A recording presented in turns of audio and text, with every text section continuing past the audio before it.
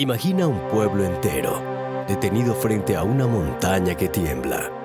No es solo miedo, es la intuición de que si cruzan ese umbral, su vida entera tendrá un sentido nuevo. Ahí en el Sinaí, nace algo distinto que cualquier culto antiguo. Un Dios único que no se compra con ofrendas, sino que exige justicia, memoria y responsabilidad diaria. Desde ese momento, la fe no será un ritual para calmar divinidades caprichosas, sino una forma de vivir. Leyes, ética y ritmo del tiempo, todo entrelazado con la idea de una alianza. 40 años de desierto templaron esa promesa. El liderazgo cambia, la generación cansada se renueva y al fin, el pueblo cruza a la tierra prometida, guiado por Josué. No es un ingreso triunfal, sino un asentamiento lento, lleno de sobresaltos. En tiempos de los jueces, la unidad se abre y se cierra como un acordeón. Líderes carismáticos levantan a las tribus ante el peligro y, cuando pasa la tormenta, cada quien vuelve a su rincón. La fe, sin embargo, insiste en una idea sencilla y radical. No hay santidad sin justicia, no hay culto auténtico si el pobre sufre en la puerta. Pero el pueblo quiere estabilidad y pide un rey. Primero llega Saúl. Después, un joven de manos curtidas y corazón poeta cambia la historia, David. Conquista Jerusalén, la transforma en capital política y espiritual y deja algo más que victorias. Deja una canción larguísima que enseña a rezar a generaciones enteras. Su hijo Salomón toma ese legado y lo eleva. Prosperidad, prestigio y una obra que se vuelve símbolo, el templo. Un hogar para el arca, un centro de peregrinación, una arquitectura de piedra para una fe que late en el tiempo. Allí, dicen, la Shekinah, la presencia divina, habita entre la gente. Durante un instante histórico, el sueño parece completo, un pueblo, un rey, una casa para Dios. Sin embargo, te propongo una pregunta incómoda. ¿Qué tan sólido es un proyecto espiritual cuando su corazón depende de un edificio y de una corona? La historia que viene no es un ataque desde afuera, es una fisura interna que se abre sin ruido, hasta que lo rompe todo. Muere Salomón, y con él la costura que mantenía juntas a las tribus. Año 931 a.C. El reino se quiebra en dos. Al norte, Israel. Al sur, Judá. Y la ruptura no es solo política. Jeroboam, temiendo que las peregrinaciones a Jerusalén erosionen su autoridad, levanta santuarios en Betel y Dan. Llama presencia a unos becerros de oro y así inaugura una costumbre peligrosa: moldear lo sagrado a la medida de la conveniencia. De aquí en adelante, la fe tendrá que demostrar si es fidelidad o solo costumbre. En medio de esa fractura, nacen voces que cambiarán la religión para siempre. Los profetas. No son adivinos de feria. Son críticos morales que ponen un espejo frente a reyes y comerciantes, a sacerdotes y jueces. Elías sube al Carmelo, no para hacer magia, sino para desenmascarar la idolatría que se disfraza de traición. Amós, pastor no aristócrata, se planta contra los abusos de los poderosos. Oseas convierte en parábola su propio dolor conyugal para hablar de amor que no renuncia. Su mensaje duele porque no condena la falta de culto, sino la injusticia escondida detrás del culto. Y al mismo tiempo abre una esperanza. Volver al pacto sigue siendo posible. Mientras tanto, el reino del norte corre más rápido hacia el precipicio. Las alianzas oportunistas, la desigualdad social y la religión convertida en marca de identidad, pero vacía de contenido, lo vuelven frágil. Los profetas no callan, advierten que la historia tiene consecuencias. Y el mundo además se mueve. Imperios como Asiria crecen con ambición y músculo militar. En el 722 a.C., Sumeria cae. Muchos son deportados, otras familias se deshacen entre destinos inciertos y el mapa se llena del eco de una expresión que atraviesa los siglos: las tribus perdidas. No es solo un desastre geopolítico, es un terremoto espiritual. Por primera vez, una parte del pueblo aprende que la promesa no inmuniza contra la historia.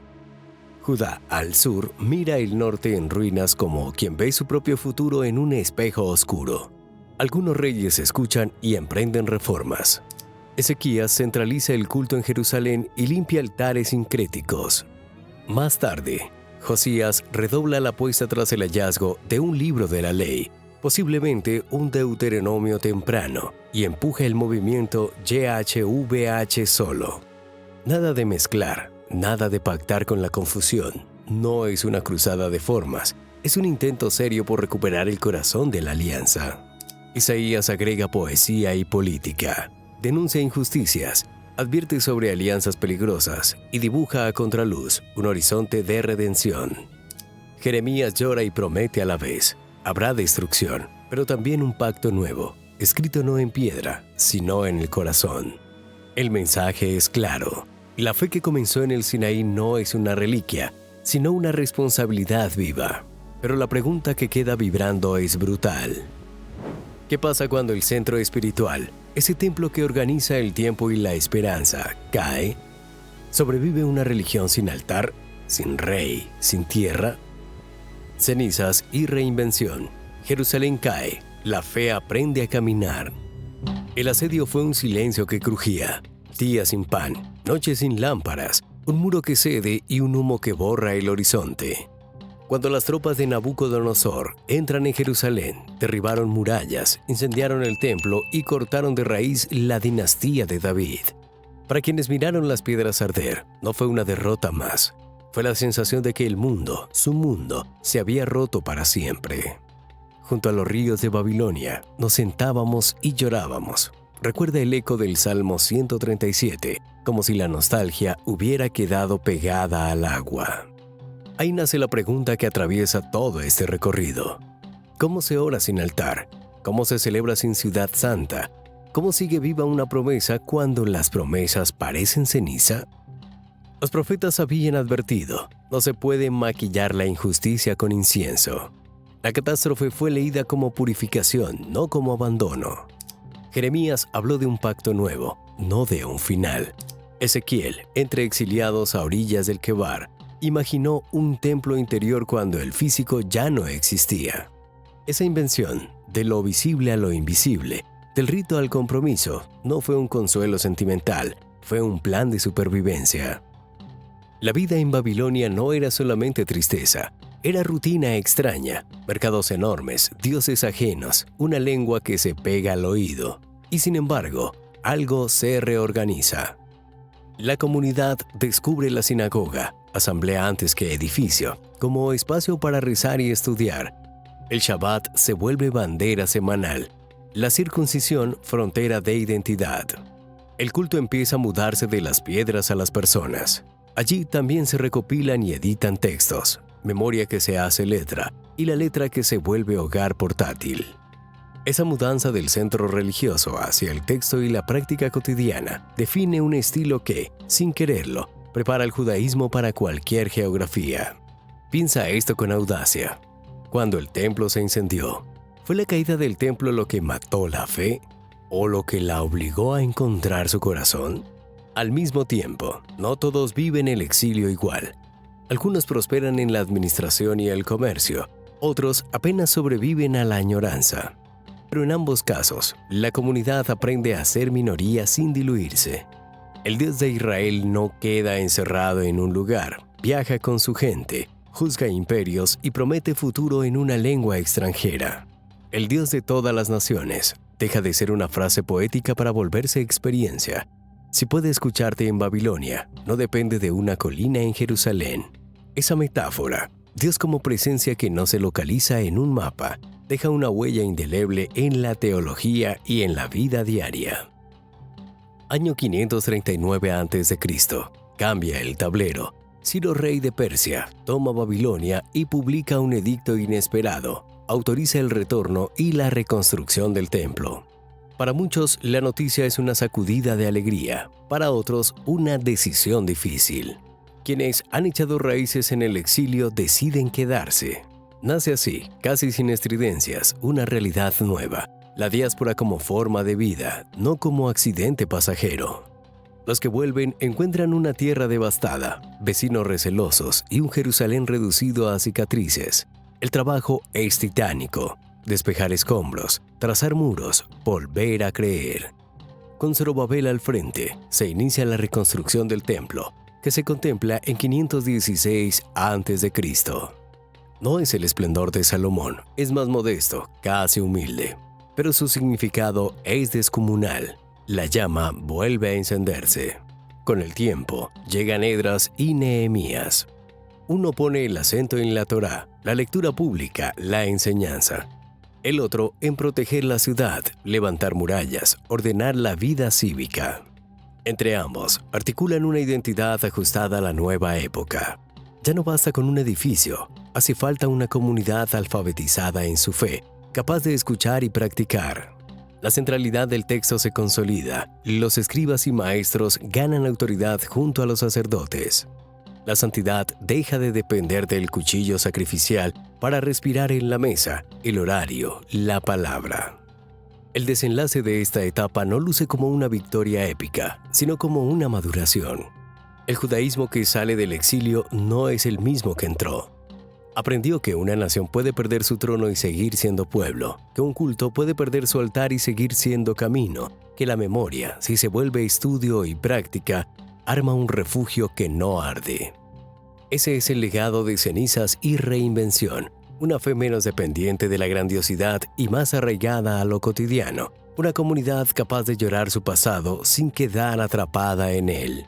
Y, sobre todo, la certeza de que las promesas no se sostienen solo en piedra, se reescriben en la conducta, se enseñan en voz alta, se celebran al ritmo del tiempo consagrado. Entre Grecia y Roma, identidad contracorriente. Cuando Alejandro Magno entró en Judea 332 a.C., abrió una puerta que nadie sabía cómo cerrar. Gimnasios, teatro, filosofía, una lengua común. La vida judía comenzó a debatirse entre la seducción de un mundo cosmopolita y la fidelidad a la Torá.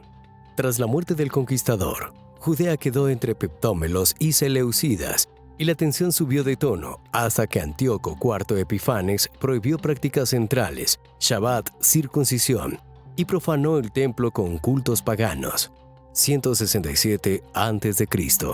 Entonces estalló la chispa. Matatías y sus hijos iniciaron una guerra que purificó el santuario y encendió Hanukkah. Nacieron los asmoneos, una dinastía propia.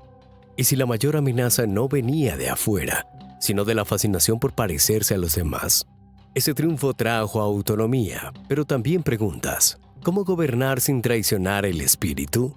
En el período del Segundo Templo, floreció una diversidad inédita.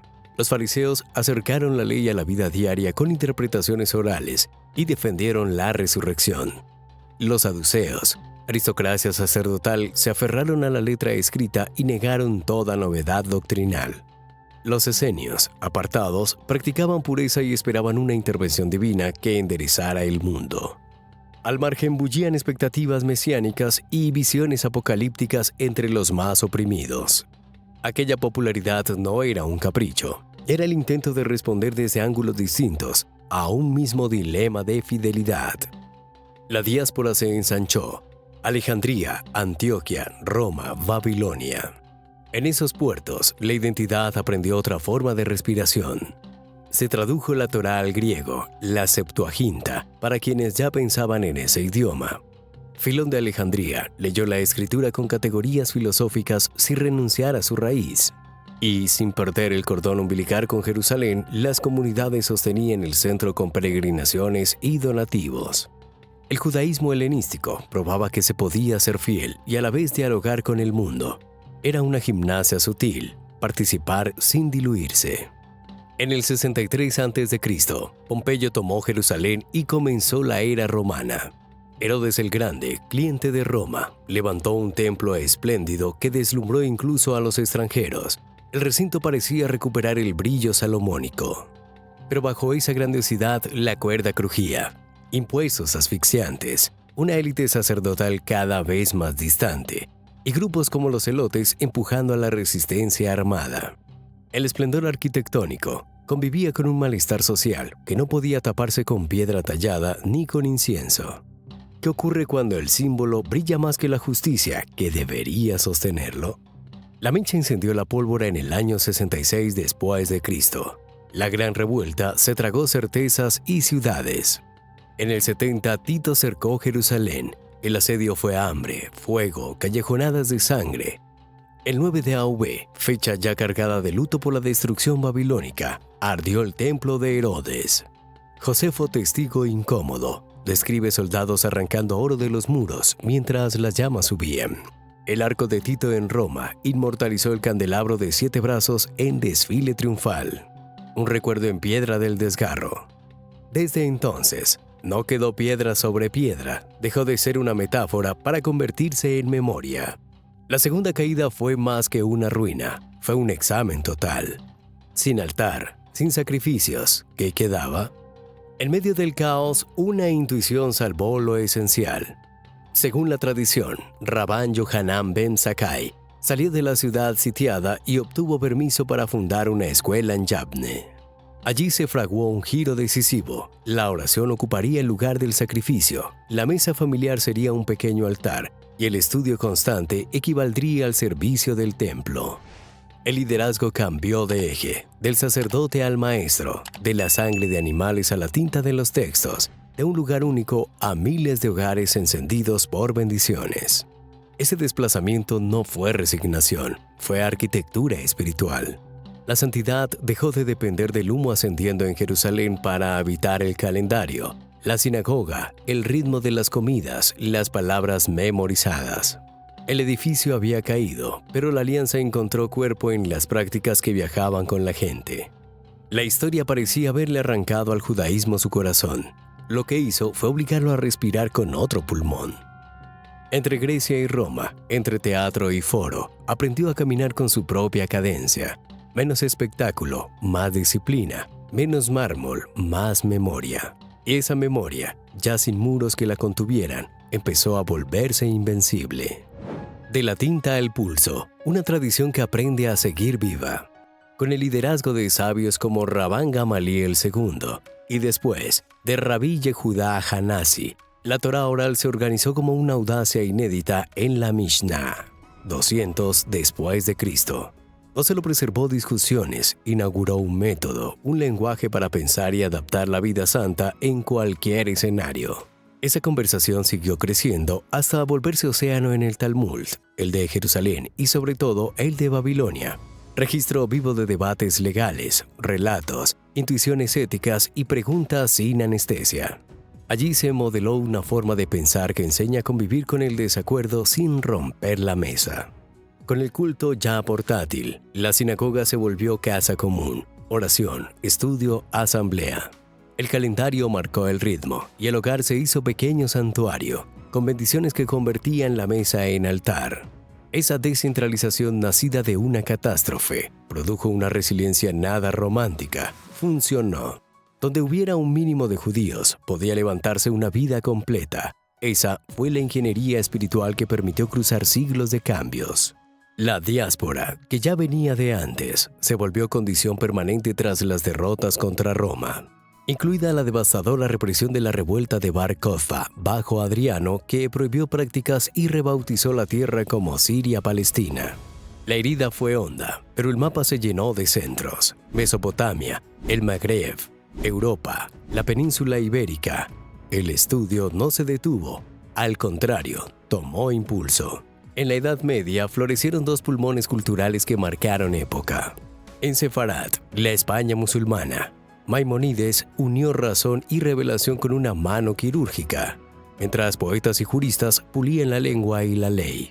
En las tierras cristianas, Rashi y los tosafistas abrieron caminos de lectura que aún hoy ordenan la mente del estudiante. Junto a esa racionalidad, la Cábala buscó las honduras místicas, leer el mundo como un texto que late. No todo fue luz, cruzadas, líbelos, quemas del Talmud, pestes que encendieron el odio. El punto de quiebre fue 1492. La expulsión de los judíos de España desparramó familias y acentos por el Mediterráneo y el Imperio Otomano. Pero también prendió renovaciones, como la escuela mística de Safed con Itzhak Luria, que convirtieron el exilio en lenguaje de esperanza. La modernidad abrió puertas y dilemas. Con la Ilustración y la emancipación civil, apareció la posibilidad, a veces frágil, de ser ciudadano pleno sin renunciar a la fe. Nacieron corrientes con respuestas distintas. El reformismo, que buscó armonizar práctica y sensibilidad moderna. El conservadurismo, que quiso equilibrar crítica histórica y ley. Y la ortodoxia, con ramas como el hasidismo, que redobló su lealtad a la tradición con medicina contra la disolución. No fue una guerra de bandos, sino un laboratorio. ¿Cómo seguir siendo uno mismo cuando el mundo te ofrece por fin entrar? El siglo XX llevó a esa pregunta al borde del abismo. La Shoah, el asesinato industrial de 6 millones de judíos, arrasó ciudades, escuelas, rezos, canciones. Intentó silenciar una memoria milenaria. Incluso allí, en huertos y campos, existe una resistencia espiritual. Oraciones clandestinas, discusiones sobre el sentido, empeño por cumplir un precepto aunque fuera a escondidas. Después de Auschwitz, la teología habló. Había que pensar a Dios sin falsos consuelos y a la vez negarse a entregar la dignidad. En 1948, el establecimiento de Estado de Israel cambió la ecuación histórica. Un pueblo que llevaba casi 2 milenios como minoría dispersa volvía a gobernarse en su tierra. Refugio para sobrevivientes europeos y para comunidades expulsadas del mundo árabe. Israel inició el renacimiento del hebreo y nuevas formas culturales y religiosas.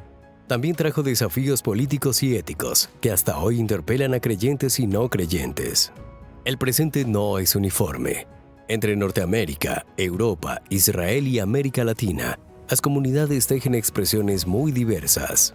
Proyectos reconstruccionistas, renovaciones místicas, feminismo judío que abrió púlpitos y libros a voces silenciadas, y un reconocimiento creciente a judíos sefardíes y mizrajíes, a judíos de color y a judíos LGBTIQ+. No es un museo, es una familia amplia que discute, celebra y corrige rumbos sin perder la columna vertebral, el texto, tiempo y responsabilidad. Si miras todo el arco, verás un hilo claro, cambiar para permanecer fiel. Del sacrificio al estudio, del templo al hogar, del reino a la comunidad, del silencio a la palabra. El judaísmo aprendió a no depender de una sola forma, sino de un compromiso, hacer de la vida un lugar donde la justicia y la memoria respiren. Por eso sobrevive, porque su centro no es una pared, sino una promesa encarnada día a día. Esta historia no es un monumento, es un pulso. Empieza con una alianza que exige responsabilidad y llega hasta hoy con preguntas nuevas, pero con el mismo latido. Santificar el tiempo, cuidar al otro, estudiar para actuar. Si algo enseña este viaje, es que ninguna catástrofe fue definitiva cuando hubo comunidad, texto y calendario sostenido en el tiempo. Lo demás, piedra, poder, prestigio, se cae. Lo esencial permanece. Si te gustó este relato y quieres más historias contadas así, suscríbete ahora y deja tu comentario. ¿Qué parte de este camino te conmovió más? ¿La reinvención rabínica, la luz del Sefarad, la resistencia en la Shoah o el renacer del hebreo? Tu voz ayuda a que esta comunidad crezca y siga contando lo que casi nunca nos cuentan.